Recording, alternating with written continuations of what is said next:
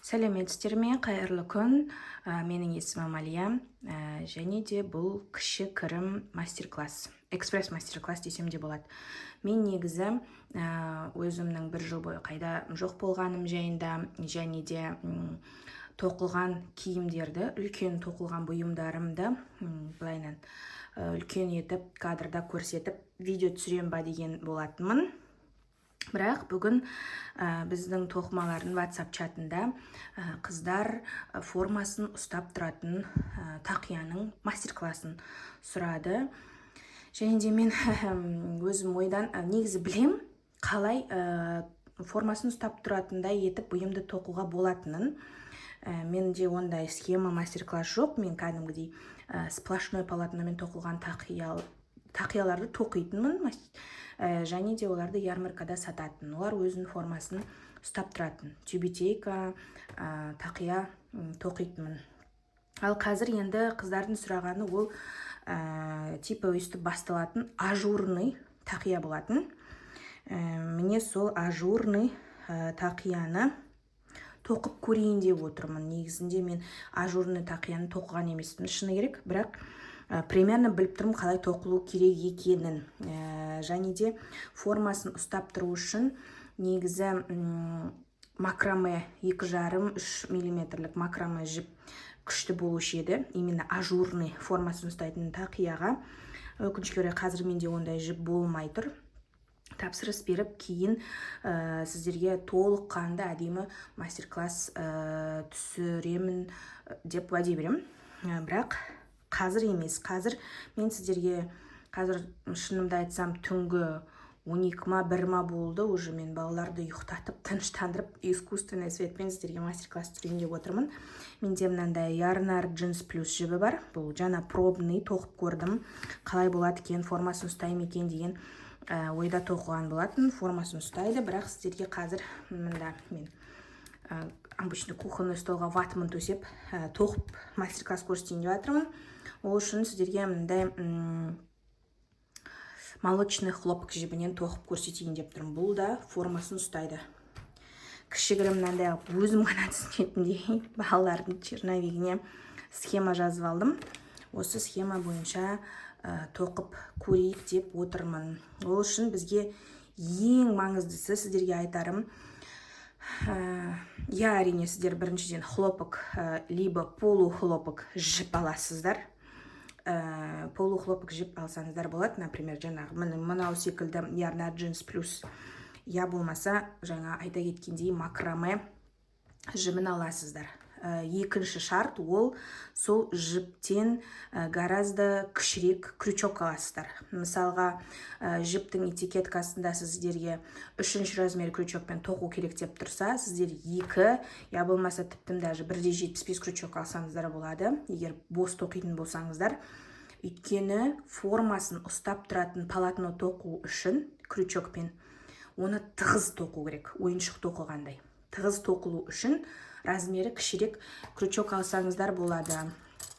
Мен қазір мынау молочный хлопокты 3-тік крючокпен тоқып көрейін деп отырмын. Негізі 2,5 алсақта болушы еді. Тығыз тоқылу үшін. Бірақ мен өзім итак тығыз тоқимын, сондықтан 3-тікпен тоқып көрсетейін деп отырмын. Ал кеттік, сіздерге бәрі көрініп тұр деген ойдамын. Бірінші біз 2 воздушный петелька тоқимыз. 2 воздушный петелька. 2 воздушный петелька тоқылғаннан кейін алдындағы 1-ші воздушный петелькаға 6 столбик без накида тоқимыз. 1, 2, 3, 4, 5, 6. Сіздерге бәрі көрініп тұрған деген ойдамын. Сосын мына жіпті кончиктан тартамыз. Тесігі бейтіп жабылып қалу үшін. Ортасында үлкен тесік болса, біріншіден ол әдемі көрінбейді.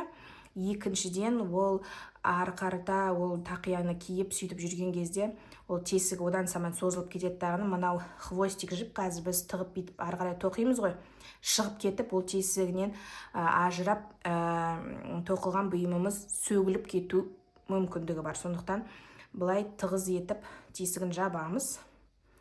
Ең бірінші тоқылған алтынның ең бірінші тоқылған столбикке міне осылай бүйтіп үстіне қоямыз.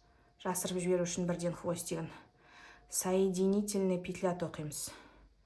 Басында тоқып бастағанда өте тығыз болады, қиын болуы мүмкін.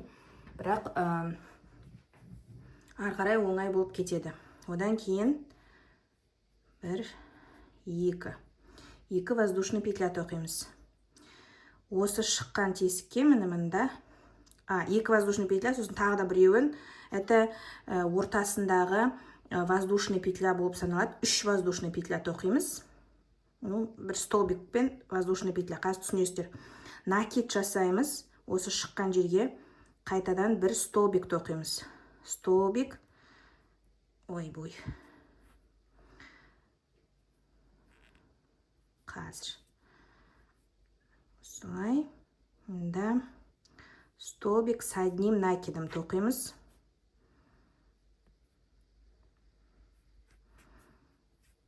Міне. Қайтадан бір воздушный петелька жасаймыз. Накид. Келесі петелькаға қайтадан столбик с одним накидом тоқимыз. Қайтадан бір воздушный петля, және де сол жеріне столбик с одним накидом тоқимыз. Айналдыра сөйтіп тоқып шығамыз ғой. Каждый столбикке 2 столбик с одним накидом, орталарына бір воздушный петля тастап кетіп отырып тоқимыз. Сондағысы мында 6 болса, да айналдыра 12 столбик болады. Қайтадан воздушная петля, сізге толық көрсетіп шығайын. Келесіне столбик с одним накидом, воздушная петля, қайтадан сол жеріне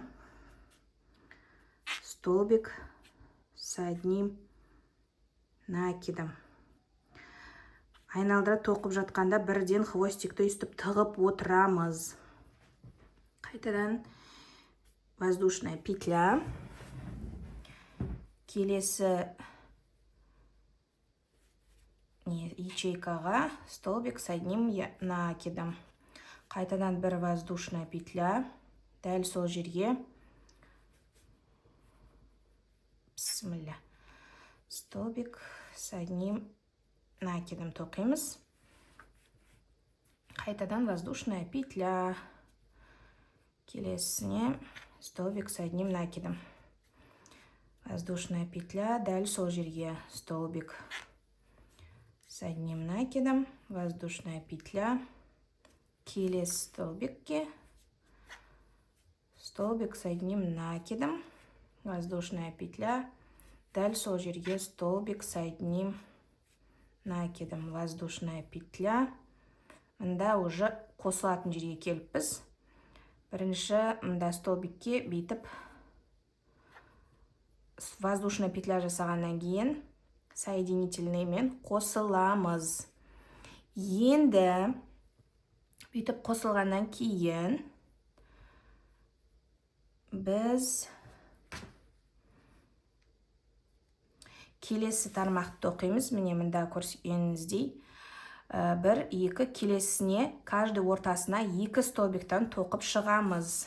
Ол қалай десеңіз, мына бүйтіп тұрған кезде біз мына жеріне крючокты тығамыз, ортасына аркаға.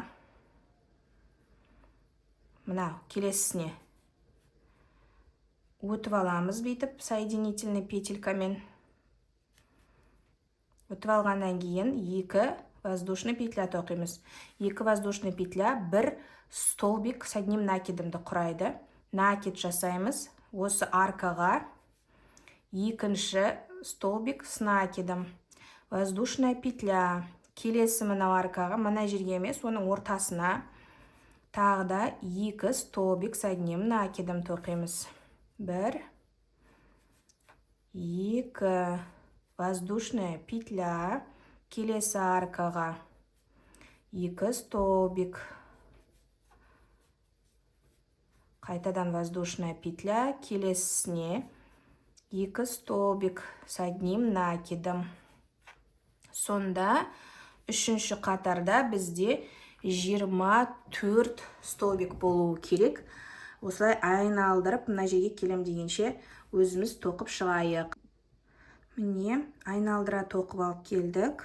Соңғы 2 столбик тоқығаннан кейін бір воздушный петля жасаймыз. Сосын ең бірінші тоқыған 2 воздушный петлямыз ол бір столбик дедік қой. Соның үстіне жаймендеп өйстіп соединительный петля арқылы қосыламыз. Енді мына арқаға өтуіміз керек. Ол арқаға жаймендеп мына арқаға крючокты бетіп салып, өйстіп жіпті тартып аламыз. Қайтадан екінші соединительный петля жасаймыз. Қайтадан 2 воздушный, бұл бірінші столбикті құрайды. Накид. Енді каждый аркаға 2 столбик емес, 3 столбиктан тоқып шығамыз. Міне істелі көрсете кетейін. Міне, мынау 2 воздушный петлямыз, ол бірінші столбикті құрайды. Мынау екінші столбик, накид, үшінші столбик. 3 столбик с одним накидом тоқылды. Қайтадан воздушная петля, накид. Енді мына екеуін қалдырамыздағыны ортасындағы аркаға өтеміз. Тағы да 3 столбик с одним накидом тоқимыз. Сол аркаға 3. Міне, воздушная петля, келесі аркаға 1, 2, 3. Қайтадан воздушная петля, келесі аркаға 3 столбик с одним накидом тоқимыз. Осылай айналдыра 3 столбиктен каждый аркаға тоқып шығамыз. Мұнда келген кезде қайтан кездесеміз. Міне айналдыра тоқып шықтық. Үшеуден кейін тағы да бір столбик, бір воздушный петля жасадық. Мұнда ортасына қайтадан соединительный петля арқылы қосыламыз. Енді мына аркаға өтуіміз керек. Жаймендеп қайтадан екінші соединительный жасаймыз. И арканың ішіне үшінші соединительный жасаймыз. Мұнда үшінші соединительный. Мұнда көрінбейді сіз соединительный жасағаныз. И осы жерге 2 воздушный петля, ол бірінші столбигіміз. Енді мұнда 3 жасадық қой. Мұнда біз 4 столбик с одним накидом жасаймыз.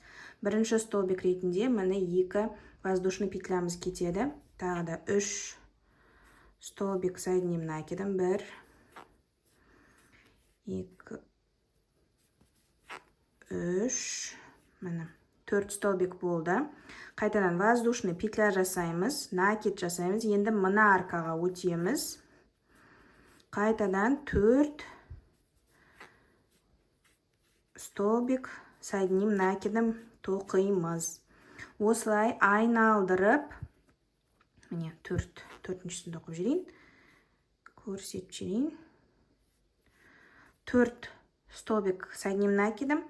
Каждый мына аркаға 4 столбиктан айналдырып тоқып шығамыз. Каждый аркаға міне 4 столбик, ортасында бір воздушный петля. 4 столбик тоқыдық.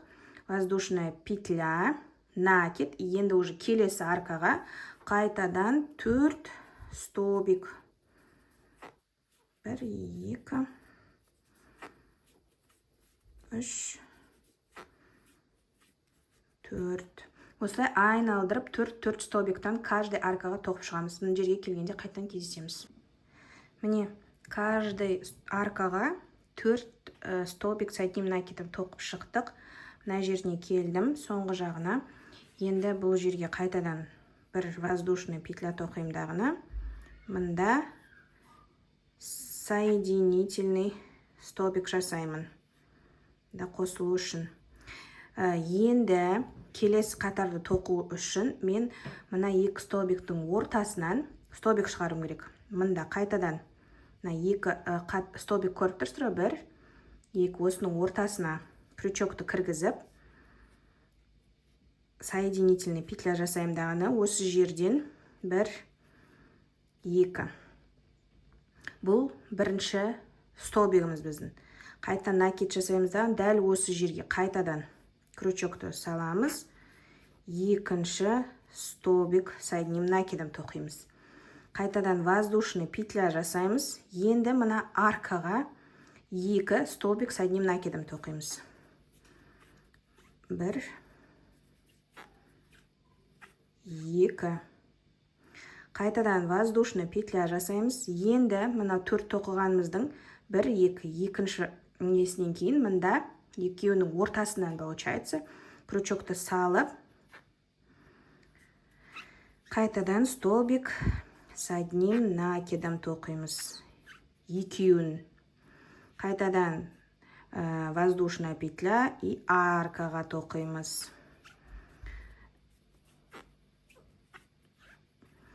Сонда қарап тұрсаңыздар, каждый екеуден кейін 2 столбик без накида и воздушная петля. 2 столбик без накида, воздушная петля айналдырып тоқып шығам. Сіздерге түсінікті деп ойлаймын. Аркаға және алдыңғы қатардың төртеуліктің ортасына екеуден, аркаға төртеуліктің ортасынан, аркаға төртеуліктің ортасынан. Мен тағы да бір рет көрсетіп жүрейін. Мына аркаға 2 столбик без накида тоқыдық. Воздушная петля жасаймыз міндетті түрде. Накид. Қайтадан мына төртеу тоқыдық қой алдында. Соның ортасына мына жерге 2 столбик соединим накидом жасаймыз. Міне осылай. Қайтадан воздушная петля и уже аркаға 2 столбик жасаймыз. 1 2. Осылай айналдырып тоқып шығамыз. Төртеуліктің ортасы арка, ортасы арка, ортасы арка. 2 столбиктен ортасына 1 воздушный петля салып. Міне айналдырып екеуліктен тоқып шықтық. Енді мында қайтадан воздушный петля жасаймыз. Мында соединительный жасаймыз. Қосыламыз ең бірінші столбикке. Одан кейін ортасына аркаға өтіп аламыз. Екінші соединительный жасап. Енді мына аркаға 3 столбик тоқимыз. Мына ең басында бізде тоқылды ғой. Біреуден, сосын екеу, сосын үшеу жасадық, төртеу жасадық, иә. Дәл солайынан қайтада дәл үлкейте береміз негізі. Қандай размер керек сіздерге, үлкен адамның басына ма, баланың, кішкентай баланың басына ма деген сияқты ұлғайта береміз. Мен сіздерге тағы да бір круг көрсетейін. Одан кейін уже астыға қарай тоқылуын көрсетейін. Экспресс мастер-класс дедім ғой бұны. Қайтадан мысалға міне 2 воздушный петля, ол бірінші столбикті құрайды, накид. Қайтадан мына аркаға біз 3 столбик соединим накидом тоқимыз. Воздушная петля, келесі аркаға 3 столбик соединим накидом тоқимыз.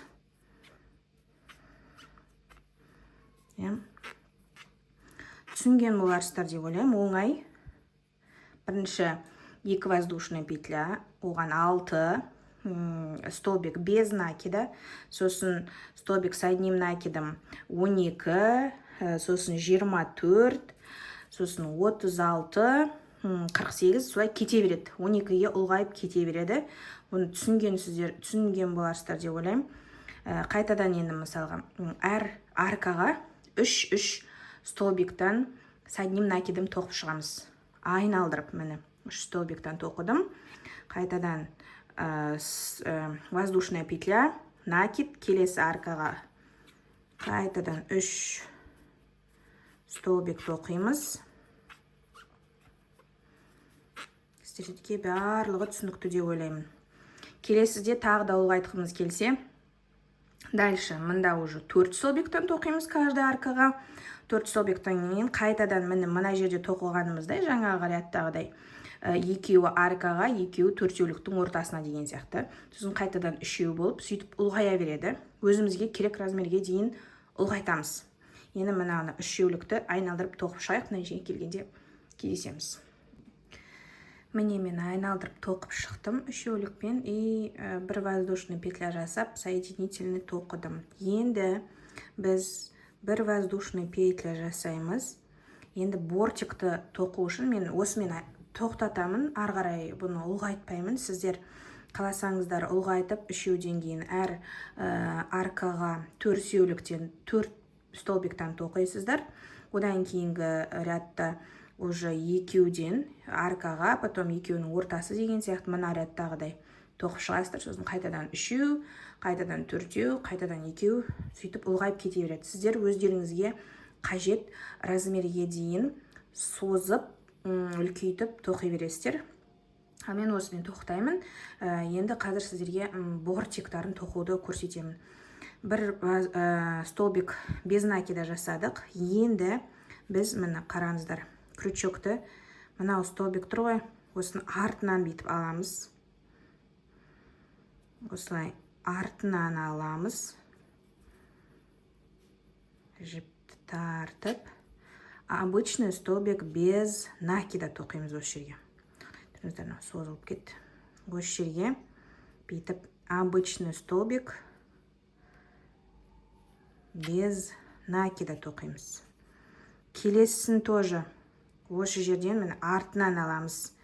Бұлай аламыз ғой, сіздерге көрініп тұр ма? Получается, біз мынау столбиктің өзін артынан бүйтіп айналдырып алып келеміз ғой. Үстіп аламыз. Қайтадан тартамыз. Енді мынаны аркадағыны тоқу үшін біз міне бұлай арканың өзіне саламыздағы мынау жіпті осылайынан крючокпен аламыз. Үстіп осылай тоқимыз. Дальше сөйтіп кете береміз. Мені көріп тұрсыздар ма? Насквозь аламыз ғой, короче, алдындағы столбиктарды. Сонда өйстіп бірінші бортик пайда болады.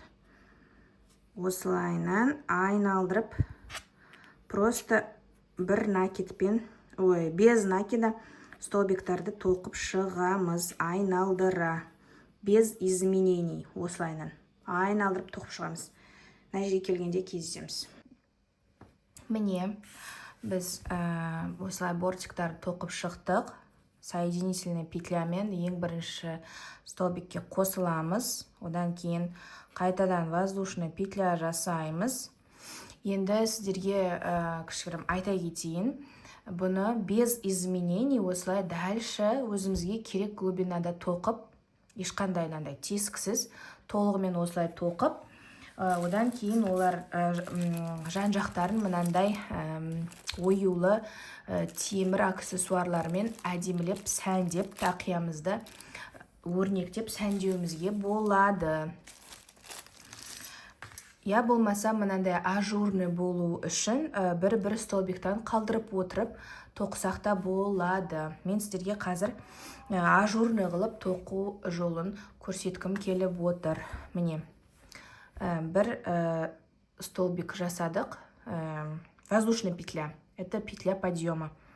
Накид жасаймыз. Және де бірінші столбикке полустолбик с одним накидом тоқып жатырмыз қазір. Міне, полустолбик с одним накидом. Қайтадан накид, келесіне полустолбик с одним накидом тоқимыз. Міне, екеуін тоқыдық. Воздушный петля жасаймыз. Бір столбикті қалдырып кетеміз. Келесіне столбик с одним, полустолбик с одним накидом. Қайтадан накид, келесіне полустолбик с одним накидом. Воздушная петля. Бір столбикті қалдырамыз. Келесіне столбик, полустолбик с одним накидом. Одан кейінгісіне полустолбик с одним накидом. Біз бұл жақта ешқандай да прибавка жасамаймыз. Өйткені біз қазір бортиктарын тоқып жатырмыз. Осылайынан екі столбик, бір воздушная петля, екі столбик, бір воздушная петля. Воздушная петля жасағанда бір столбикті қалдырып отырып, айналдырып тоқып шығамыз. Мына жерге келген кезде қайтадан кездесеміз. Міне мен айналдырып, екеу воздушная петля, екеу воздушная петля қылдыртып тоқып шықтым. Соңғысы менде бір воздушный петлямен бітті. Енді осы жерден соединительный жасап, келесі рядты петля подъем мен жай тоқып шығамын. Кәдімгі без накиді столбиктармен айналдырып тоқып шығамын, без изменений. Кәдімгі мындай без накиді столбиктармен сөйтіп 1-2, енді уже анау аркаға қайтадан 1-2 аркаға еш өзгеріссіз айналдырып кәдімгі столбиктармен тоқып шығамын. Бұл без накиді, обычный столбик. Кругом айналдырып тоқып шығамын. Сіздерде сөйтіп тоқып шығыңыздар, мұнда кездесеміз. Ешқандай өзгеріссіз. Просто каждый столбиктің үстіне бір столбик без накиді тоқып шығасыздар. Міне, обычный столбикпен айналдырып тоқып шықтым. Енді келесі столбикті қайтадан полустолбик с одним накидом, екеу, бір воздушный петелька, сөйтіп айналдырып тоқып шығамын. Негізі енді бүйтіп былай қарасақ түсінікті деп ойлаймын. Сөйтіп чередовать етіп екеуін тоқып шығамын. Обычный столбик без накида, мынандай ажурный столбик, обычный столбик, ажурный столбик, өзіме керек деңгейге дейін тоқып шығамын. Сіздер де дальше солай тоқысаңыздар болады, өздеріңізге қалаған рядқа дейін. Тіпті мынандай ажурный столбик жасамай, просто без накида айналдыра тоқи берсеңіздер де болады. Міне. Қазір өзіме керек ұзындықты тоқып болғаннан кейін сіздерге сәндеу жолын көрсетемін. Сіздерге түсінікті болды деп ойлаймын. Қалай бортиктары тоқылатыны. Бортигінің ұзындығын тоқып біткеннен кейін қосылам. Міне, мен бортиктарын тоқып болдым. Енді мына окантовкасын әдемі аяқтау үшін веерочками хочу обвязать. Сол веерочкты тоқылу жолын сіздерге көрсеткім келіп отыр. Соединительный петля жасап қостым. Мен 3 нандай ажурный қылдырдым. 2 столбик, полустолбик с одним накидом, воздушный петлядан 3 қатар и орталарында обычный столбик без накидадан 1 қатардан. И тағы да ең соңынан обычные столбики без накида тоқып шықтым. Енді веерочкты тоқылу жолын көрсеткім келіп отыр сіздерге. Міне. Ол үшін 2 воздушный петля жасаймыз. Бұл первый столбик. Получается, петля подъема ғой бұл. Накид. Міне осы шыққан жерге 5 столбик с одним накидом тоқимыз.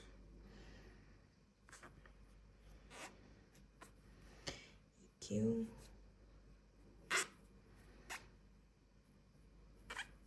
Үшеу.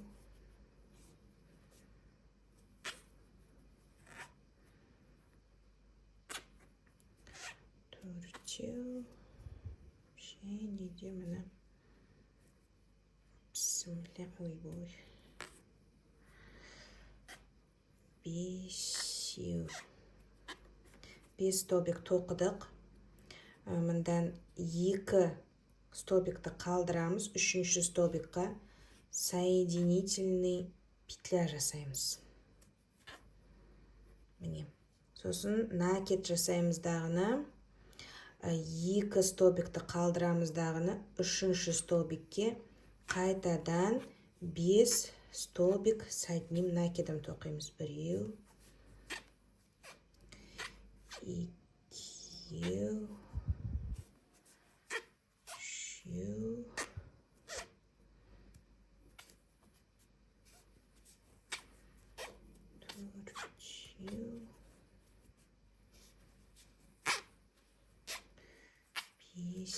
Соншалықты тығыз тоқып атқанынан аш полухлопковый жіп сықырлап кетті қолымда.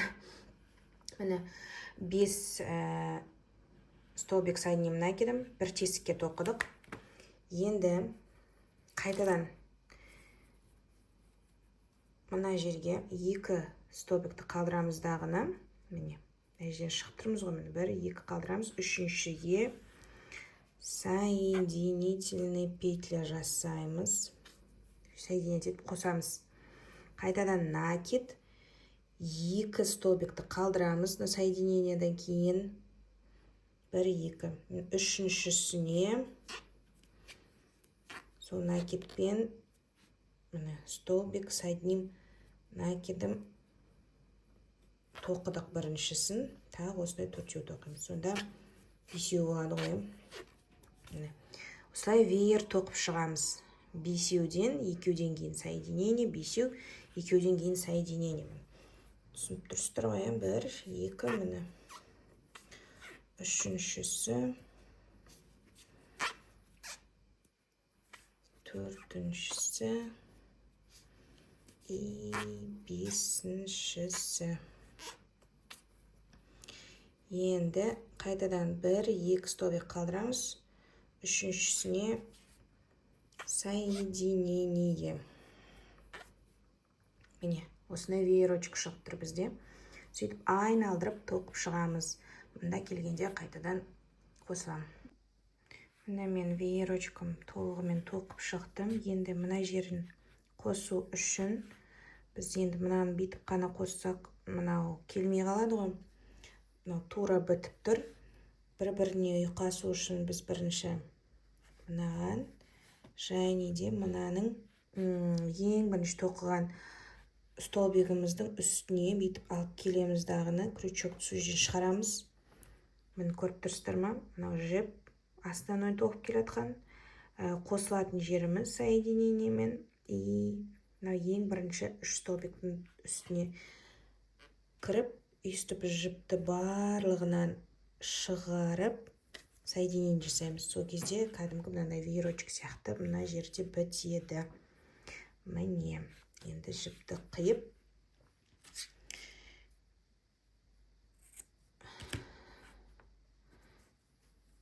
осылай.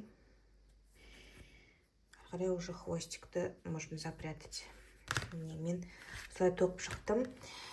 Әрине мен тоқыған тақия өте кішкентай, может быть, 1 жасар баланың басына келетін шығар, бірақ мен ең маңыздысы көрсеткім келгені сіздерге. Формасын ұстап тұрады тақия, міне. Қалай қойсаңыз да, мені просто бүйтіп тастайсаңыз да формасын ұстайды. Ажурный. Бірнеше лайфхактарды айттым деп ойлаймын. Ол біріншіден әрине тығыз тоқылу үшін, формасын ұстау үшін кішірек крючок аламыз. Және де мынандай бортиктарынан мен байқағаным көп тоқымашылардың керек информация, ол мына басын тоқып келатып, мына бортикқа өту жолы. Міне бортигына өту жолын мына жерін тоқылуын сіздерге көрсеттім. Және де бонусын былай веерочекті қалай тоқу керек екенін сіздерге көрсеттім. Былай веерочекті тоқымасаңыздар да болады. Жай кәдімгідей тігінен тоқып бітірсеңіздер де болады. Мен қазір бұны кішігірім әсемдеп, сәндеп сіздерге көрсетемін. Қалай болатынын. Анандай қазақи оюлармен әдемілеп сіздерге көрсеткім келіп отыр. Әрине сіздер бұлай қалдырмайсыздар тақияны. Мен бұл көп кішкентай ғана тоқығаным, бұл экспресс мастер-класс болғандықтан, менде уақыт тығыз болғандықтан сіздерге көп кішкентай тақияны тоқып көрсеттім. Бірақ бұлай басында тоқып келе жатқан кезде қалай ұлғайту керек екенін сіздерге айтып түсіндірдім. 6, мына жақ 12, 6 столбик без накида. Бірінші 2 тоқимыз, біріншісіне оралып 6 тоқимыз. Одан кейін мына жерінде келесі екінші рядта столбик соединим накидім басталады. Ол жерде 12 столбик әрқайсына көбейтіп 6 столбиктің әрқайсына 2-2 столбиктен тоқығаны 12 столбик шығады. Және араларына бір воздушный петелькадан тоқып отырамыз. Одан кейінгісіне каждый аркаға 2-ден, келесі рядта каждый аркаға 3-ден, одан кейінгі рядта каждый аркаға 4-ден тоқылған. Сосын қайталап мындағыдай төртеуліктен екеуліктен шығарамыз. Екеуден, төртеуліктен екеулік шығады. Екеуліктен үшеу, қайтадан төртеу, сосын қайтадан 2, 3, 4 деп ұлғайтып, өзімізге керек размерге дейін тоқып аламыз. Содан кейін барып бортиктарға өтеміз. Бортикті да өзімізге керек бортикқа дейін тоқимыз. Ұзындығына дейін глубина вот этой шапки самой. Сосын барып тоқтатамыз деген секілді ғой, мысалы. Түсіндіңіздер деп ойлаймын. Мастер-класс сіздерге пайдалы болуға да деген ойдамын. Бұлай веерочкпен тоқысаңыздар болады, веер емес кәдімгі қарапайым тігінен тоқып бітірсеңіздер де болады. Қазір мен сіздерге сәндеп толық тақияның дайын түрін көрсетемін. Міне мен осылай сәндеп қойдым, кішігірім. Сіздерге жай көрсету үшін осылай тоқысаңыздар болады деп. Қазір сіздерге манекенге кигізіп көрсетемін. Міне. Кішкентай манекеннің өзіне мына тақия кішігірім болып тұр. Өйткені мен экспресс мастер-класс ретінде сіздерге жай көрсету үшін кішкентай тақия тоқыған болатынмын. Міне осылай.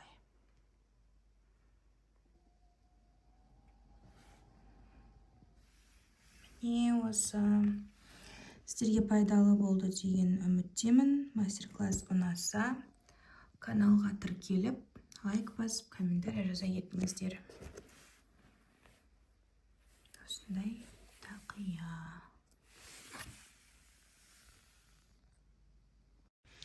Қайырлы кеш, сіздермен бетпе-бет осылай бір амандасып қояйын дедім. Енді жоғалып кетпеуге тырысамын. Көптеп мастер-класстар түсіруге тырысамын. Осындай домашний вайппен сіздерге шығып отырмын. Сағат түнгі 2:30 болып қалды.